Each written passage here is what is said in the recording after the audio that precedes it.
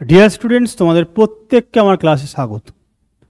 তোমরা অলরেডি দেখেছো বা জেনেছো তোমাদের জন্য একটা নতুন সেকশন শুরু হয়েছে, ট্রান্সলেশন ফর বিগিনার্স।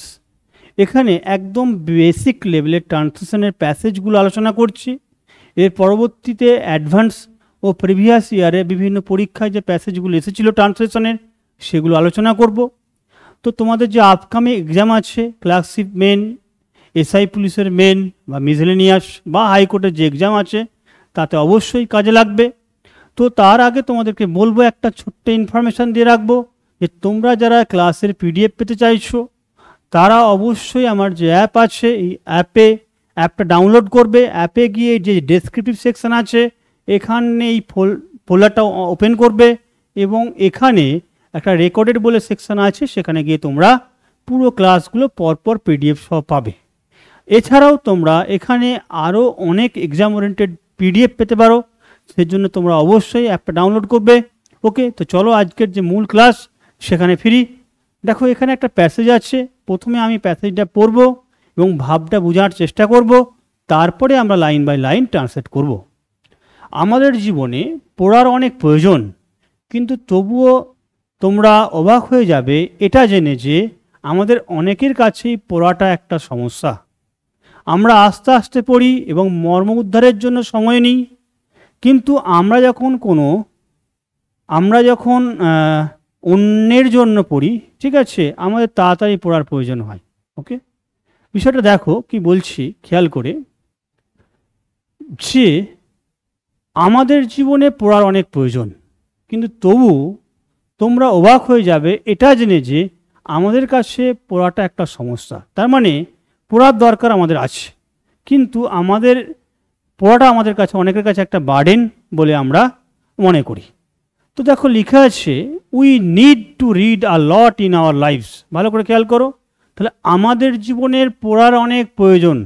তাহলে আমাদের প্রয়োজন সেন্সে আমরা কোন ভার্বকে ব্যবহার করব? নিড।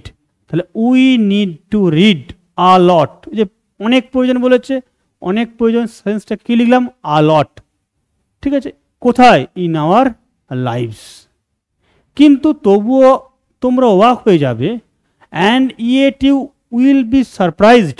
অবাক হয়ে যাবে মানে ইন ফিউচার যখন তুমি জানতে পারবে তখন অবাকটা হবে। তাহলে you will be surprised, okay, to know that, এটা জেনে যে। তাহলে you will be surprised to know that মানে কি হলো? তুমি জেনে অবাক হবে যে আমাদের কাছে, অনেকের কাছেই পড়াটা একটা সমস্যা। তাহলে reading is a problem for many of us, সবার ক্ষেত্রে নয়, মেনি অফ আস। যেন কি লেখা আছে দেখো, reading is a problem for many of us. Okay, next, আমরা আস্তে আস্তে পড়ি মানে কি? ধীরে ধীরে। ওকে, আমরা ধীরে ধীরে পড়ি।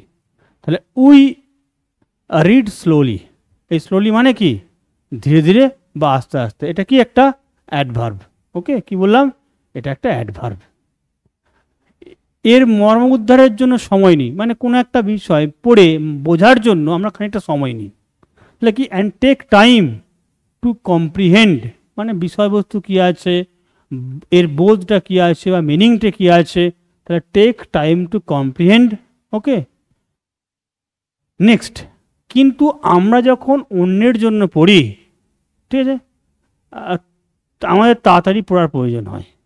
এই জায়গাটা একটু টাইপিং মিস্টেক আছে, তোমাকে বলে রাখি যে কিন্তু আমরা যখন তথ্যের জন্য পড়ি, তথ্যর জন্য পড়ি, এটা হবে জাস্ট ফর, যেটা নিউজ পেপার পড়া। আমরা যেটা নিউজ পেপার কী জন্য পড়ি? কিছু জাস্ট কোনো একটা ঘটনা বিষয়ে জানার জন্য, ঠিক আছে, এখান থেকে বুঝে আমাদের মাথায় রাখার জন্য, এরকম না। তো সুতরাং এই জায়গাটা আমি তথ্যর জন্য বলছি।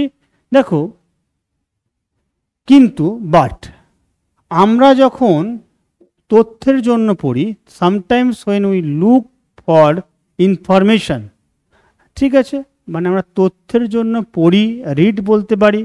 আবার দেখো, এই লুক ফর বলেছি, আর একটা গ্রুপ ভার্ব ইউজ করতে পারো, গো থ্রু বলতে রিড বোঝায়। তাহলে when we go through for information we need to read fast. এই ফাস্ট মানে কি? কুইকলি, আমরা দ্রুত পড়ি।